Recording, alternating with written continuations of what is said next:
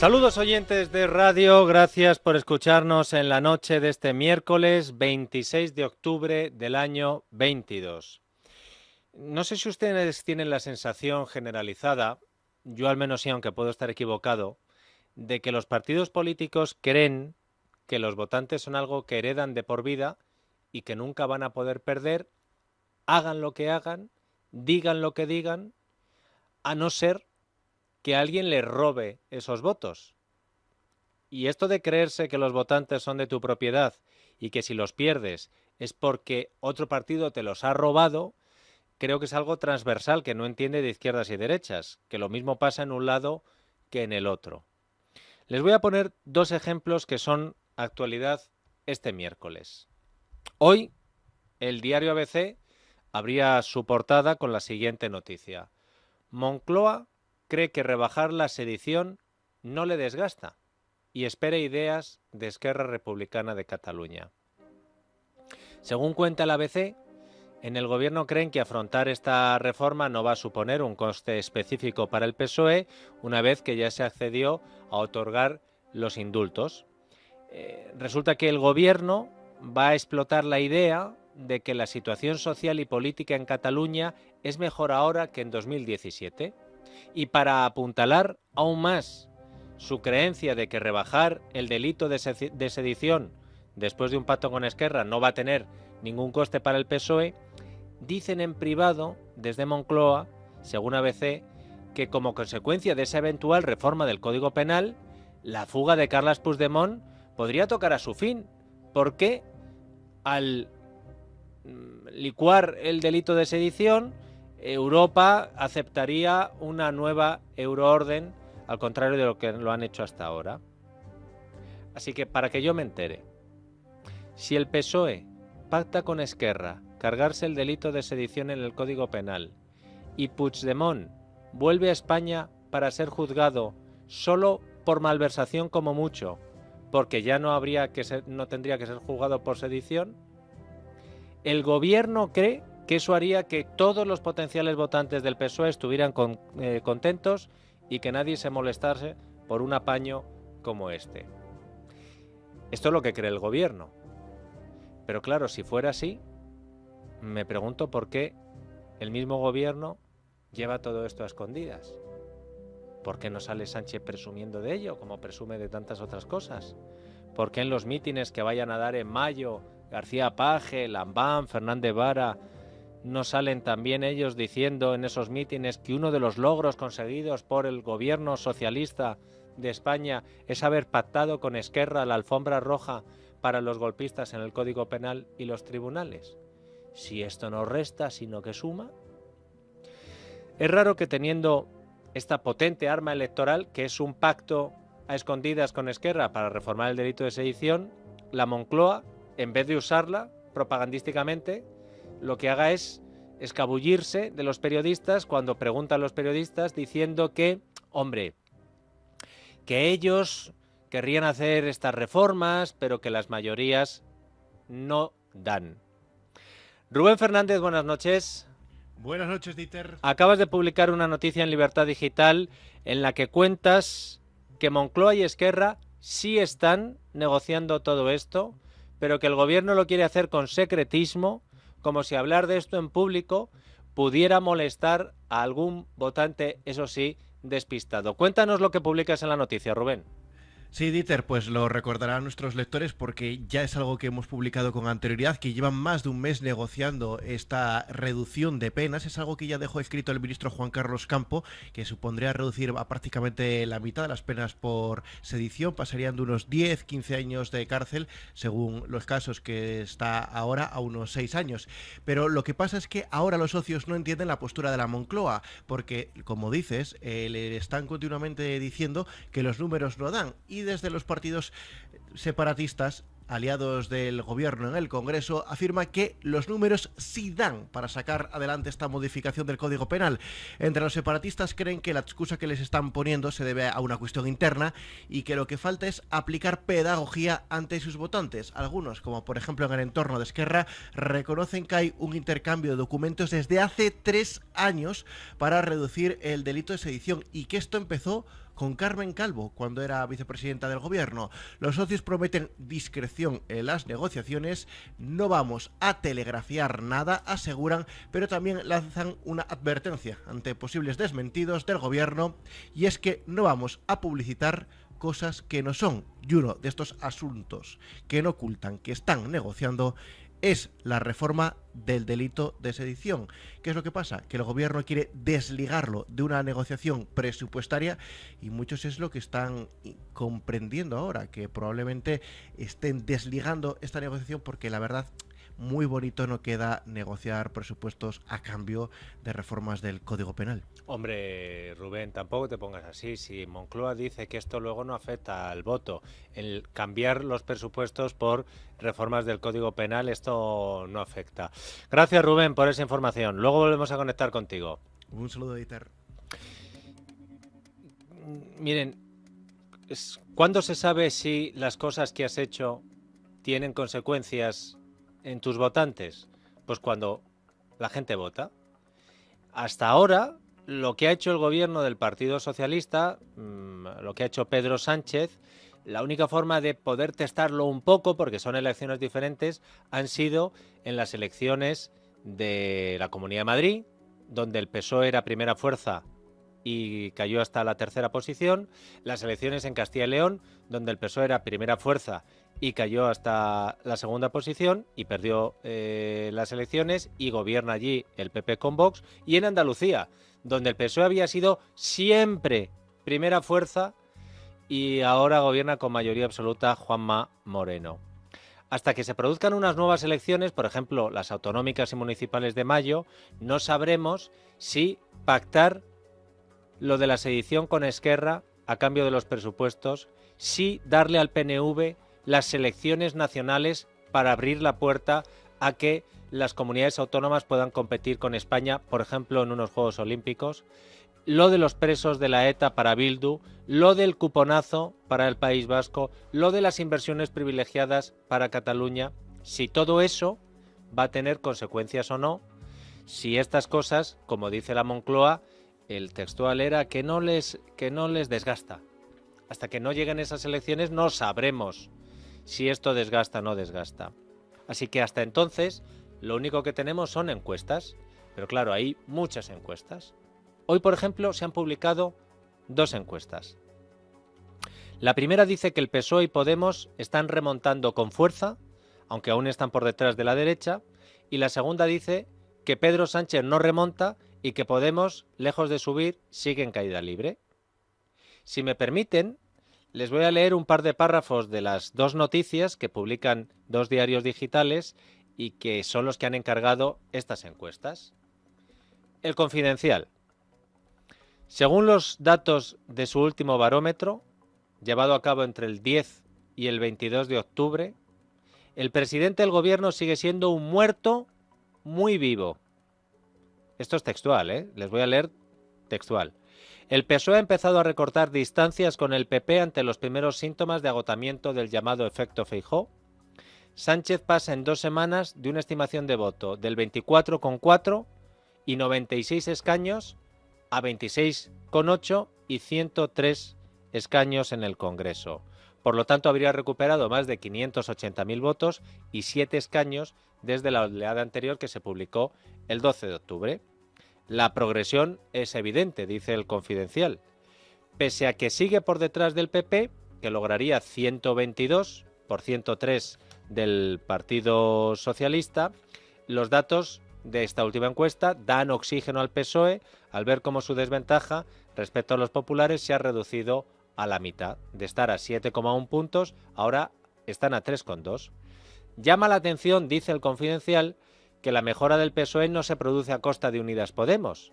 La radicalización a posiciones de izquierdas de algunas medidas, como los impuestos a la banca, las eléctricas y el discurso antiempresarios que blande Sánchez, no ha restado un solo apoyo a los morados, según la encuesta del Confidencial, que por el contrario mejoran ligeramente respecto a oleadas anteriores y pasan de 27 escaños a 32.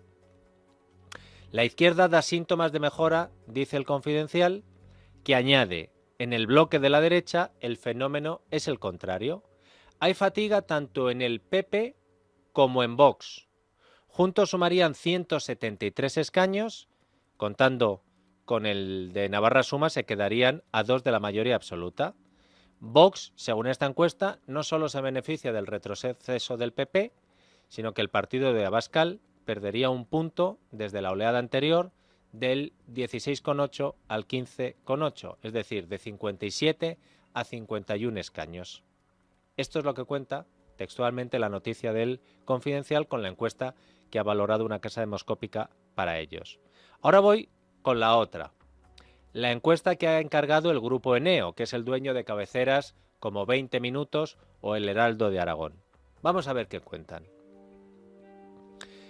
El gobierno no está logrando sacar rédito de las medidas que ha puesto en marcha para hacer frente a la crisis, al menos no en el plano electoral, como revela el barómetro de octubre, que refleja que el PP se afianza como el partido más votado con un 30,8% de los sufragios, mientras el PSOE apenas sube 2 décimas con respecto a la proyección del mes pasado y sería segunda fuerza con el 26,9%. Mientras, Vox se mantiene estable con un 15,5% de los votos y Unidas Podemos bajaría de la barrera del 10% y tendría un 9,7% de las papeletas. El barómetro, cuyo trabajo de campo fue realizado entre el 19 y el 23 de octubre, es decir, más o menos lo mismo que el otro, evidencia que el tablero político se mantiene relativamente estable desde el inicio del curso. Según la estimación de escaños que ofrece la encuesta, el PP no solo seguiría ganando las elecciones, sino que podría alcanzar la Moncloa en todos los escenarios si uniera a sus diputados, entre 128 y 132, a los de Vox, que obtendría entre 49 y 53. Ambas formaciones alcanzarían una mayoría de al menos 177 escaños en el Congreso. Frente al bloque conservador, la izquierda, dice los medios del Grupo Eneo, la izquierda sigue sin sumar. El PSOE obtendría entre 104 y 108 diputados, por los 120 con los que cuenta ahora, y Unidas Podemos bajaría de los 35 que consiguió en 2019 a una horquilla de entre 19 y 23 escaños. En el mejor de los casos, y contando con los 2 o 3 diputados que obtendría Más País, el bloque progresista sumaría 134 parlamentarios, 21 menos que en la actualidad, y ni siquiera con el apoyo de todos sus socios nacionalistas independentistas, el presidente Pedro Sánchez podría revalidar su mandato y seguir en la Moncloa. La información continúa y dice: la tendencia, eso sí, revela que el efecto Feijóo, que catapultó al PP a la primera posición en los sondeos, podría estar agotándose. El descenso, no obstante, es muy leve. Si en julio y septiembre los populares tenían un voto estimado del 31%, en este barómetro tendrían un 30,8%. A veces, desde los medios de comunicación nos metemos con los líderes políticos porque están despistados, no saben lo que hacen, pero otras tenemos que entender que esos líderes políticos y esos gurús de los partidos tengan un cacao mental descomunal, porque como han escuchado, dependiendo de la encuesta que se lea hoy, por ejemplo en Moncloa, en Génova, en Vox o en Podemos, se pasa de la euforia a la depresión más profunda. Una te dice que vas como un tiro y otra te dice que vas fatal. ¿A quién hacer caso entonces? ¿Cómo saber que las medidas políticas que estás tomando o las decisiones políticas que estás adoptando le gustan a tus votantes? Esa es la pregunta. Pues miren, como se ve que hay bastante lío, a veces lo mejor es actuar sin pensar en las consecuencias electorales o partidistas que tienen tus actos, sino en si tú crees que estás haciendo lo correcto y lo que es mejor para tu país. Y si luego, después de hacer lo que en conciencia crees que es lo correcto y lo mejor para tu país, encima eso te da votos, pues perfecto. Porque si te da votos, muy bien. Y si no, pues puedes dormir tranquilo. Ayer les conté, y este es el segundo ejemplo que les quería poner hoy, la noticia que publicó Miguel Ángel Pérez en libertaddigital.com, en la que nuestro Miguel Ángel informaba de que PSOE y Partido Popular están pisando el acelerador para renovar el Consejo General del Poder Judicial antes de que la reforma de la sedición frustre un acuerdo entre PP y PSOE. Fuentes conocedoras de esta negociación, consultadas por Miguel Ángel, le dijeron ayer a nuestro experto en tribunales que la intención del PP y del PSOE es cerrar la renovación del CGPJ antes de terminar octubre. Esto publicaba ayer Miguel Ángel. Hoy Voz Populi añade otro titular. El PP acepta a Pumpido como presidente del Tribunal Constitucional para desbloquear el CGPJ antes de la gira de Alberto Núñez Feijóo. Miguel Ángel Pérez, buenas noches. Muy buenas noches, Dieter. Tengo varias preguntas para ti, Miguel Ángel. A ver si con tu información nos las puedes responder a los oyentes de la noche de radio. Primera pregunta. ¿El PP, por la información que tú manejas, va a tragar con Conde Pumpido como presidente del Tribunal Constitucional? Pues a día de hoy, Dieter, yo te diría que sí. O sea, cuando hablamos de la renovación del Tribunal Constitucional habría que diferenciar dos asuntos. Por un lado, el cambio de mayoría, que es inevitable con la renovación que va a haber, que se van a cambiar dos magistrados que va a elegir el Gobierno y luego el CGPJ va a elegir dos, uno conservador y otro progresista. Se da por hecho que el cambio de mayorías va a ser inevitable en el Tribunal Constitucional y la mayoría progresista en el Constitucional será de 7 a 5 conservadores. Eso no se puede hacer nada porque con la renovación que hay y lo que va a suceder no se puede hacer absolutamente nada. Respecto a la presidencia de Conde Pumpido, no hay que olvidar, Dieter, que también hay otra aspirante que es María Luisa Balaguer. ¿Qué es lo que sucede? Pues que Balaguer obviamente también es progresista, la mayoría del TC va a ser progresista y por lo tanto pues se va a elegir con casi toda probabilidad a un presidente progresista. ¿Le va a hacer sombra a Balaguer a Cándido Conde Pumpido? Es poco probable. Yo diría que en un 90-95% el presidente va a ser Cándido Conde Pumpido y el Partido Popular se va a tener que tragar ese sapo. Existe una mínima posibilidad de que fuera Balaguer, si hubiera algún tipo de magistrado que optase por ella, que hubiera una especie, digamos, de tránsfuga, o bien que los nuevos magistrados progresistas se decantaran por Balaguer y no por Conde Pumpido. Pero en todo caso el presidente va a ser de lo que se denomina el sector progresista. Se ha publicado que Balaguer se habría autodescartado porque está viendo las presiones a favor de Cándido Conde Pumpido del gobierno de Pedro Sánchez. Que tú sepas, Balaguer ha tirado la toalla viendo que el empeño del gobierno es poner a Pumpido al frente del Constitucional. Yo no diría que ha tirado la toalla, Dieter. Yo creo que simplemente lo que está haciendo es esperar a ver cómo se desarrollan los acontecimientos. Como digo, va a ser crucial los nuevos magistrados del denominado sector progresista que se elijan para el Tribunal Constitucional, si son partidarios de la propia Balaguer o bien de Conde Pumpido, con lo cual, como se dice, todavía hay partido y aunque a priori el claro favorito es Cándido Conde Pumpido, también existe una mínima posibilidad de que al final Balaguer le pudiera quitar la presidencia. Es verdad que dio una entrevista y dijo que ella apoyaría a Pumpido. Yo te digo, Dieter, que hasta el último momento Balaguer va a seguir aspirando a la presidencia porque así lleva moviéndose en los últimos meses y obviamente pues lo que no puede negar es que Pumpido es el favorito, pero yo no diría que ella se descarta en ningún momento. Ayer dijiste en tu noticia, Miguel Ángel, que el pacto entre PP y PSOE se quiere sellar antes de que termine el mes de octubre. Si a mí no me falla las cuentas... Lunes 31.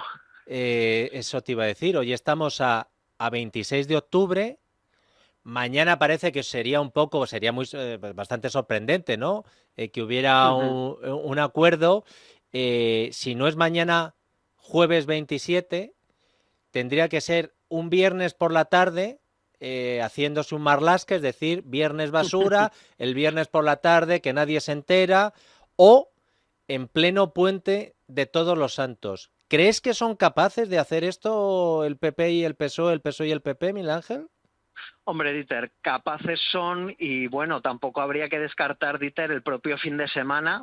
Todos recordamos la reciente dimisión de Carlos Lesmes un domingo a las 8 de la tarde, con lo cual yo tampoco descartaría a priori el fin de semana. Es verdad que aquí hay un punto clave que es el viaje de Pedro Sánchez a África, vuelve el viernes, no se va a anunciar nada sin Pedro Sánchez, obviamente, porque él quiere su cuota de protagonismo, con lo cual yo diría que del viernes al lunes van a ser los días críticos, aunque vete a saber si como el martes es fiesta lo pudieran dejar para el miércoles, pero en principio yo diría que los días claves van a ser del viernes al lunes, porque como decías, la reforma del delito de sedición les puede estallar en las narices y para el Partido Popular es muy difícil vender que estás negociando y exigiendo la independencia del Poder Judicial, negociando con el PSOE, mientras que el PSOE, por otro lado, con la otra mano está negociando con Esquerra un código penal a medida, buscando la impunidad y la vuelta a la política de los golpistas, con lo cual, para evitar que se vuelvan a frustrar las negociaciones, por eso pisan el acelerador y estos días son cruciales para saber si va adelante la renovación o bien se vuelve a frustrar como tantas otras veces. Miguel Ángel Pérez, estamos en DEFCON 1.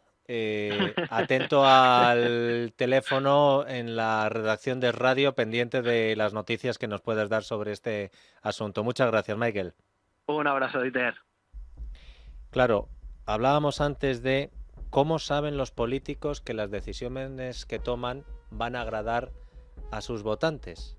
Unas son las elecciones y otras son las encuestas, aunque hay encuestas que prescriben el voto más que otra cosa, ¿no?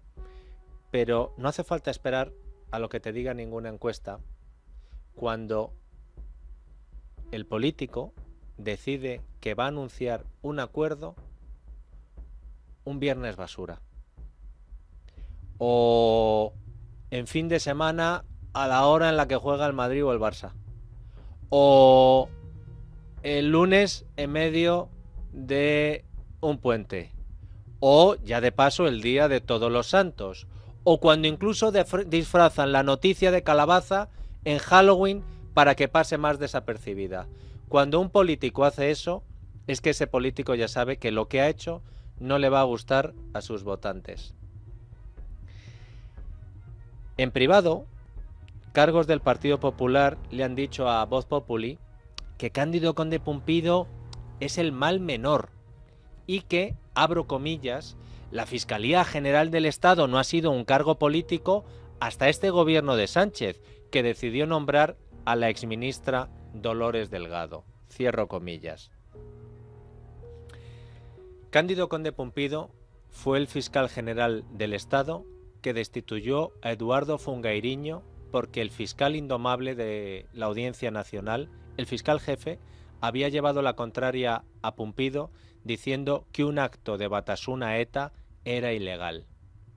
Cándido Conde Pumpido fue el fiscal general del Estado que durante la negociación de Zapatero con la ETA dijo que el vuelo de las togas de los fiscales no eludirá el contacto con el polvo del camino. Y por si no había quedado clara la orden a los fiscales de que no se les ocurriera tomar decisiones que estorbaran esa negociación de Zapatero con la ETA, Cándido Conde Pumpido fue el fiscal general del Estado que dijo que nuestra aproximación a la realidad social debe ser imparcial, pero no ajena a la realidad social. Cándido Conde Pumpido fue el fiscal general del Estado que sobre la liberación del asesino en serie de la ETA, Iñaki de Juana Chaos, dijo que la justicia no está para favorecer procesos políticos, pero que tampoco está para obstaculizarlos.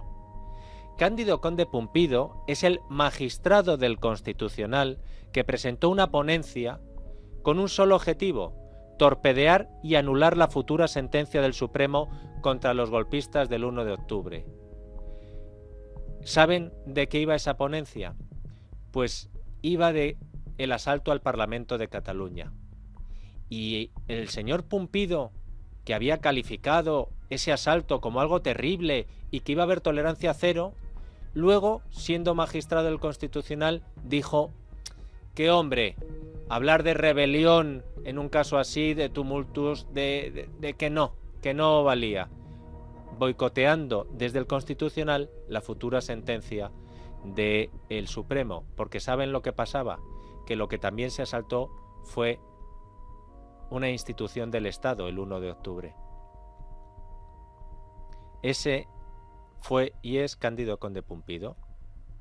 El mal menor, que dicen algunos ahora, el que no politizó la Fiscalía General del Estado. Si el PP finalmente llega a un acuerdo con Pedro Sánchez, mientras Sánchez negocia con los golpistas cargarse el delito de sedición, para colocar a Cándido Conde Pumpido como presidente del Tribunal Constitucional, hombre, que al menos no nos tomen por idiotas, que al menos no blanqueen ellos la toga de quien presumió habérsela manchado con el polvo del camino.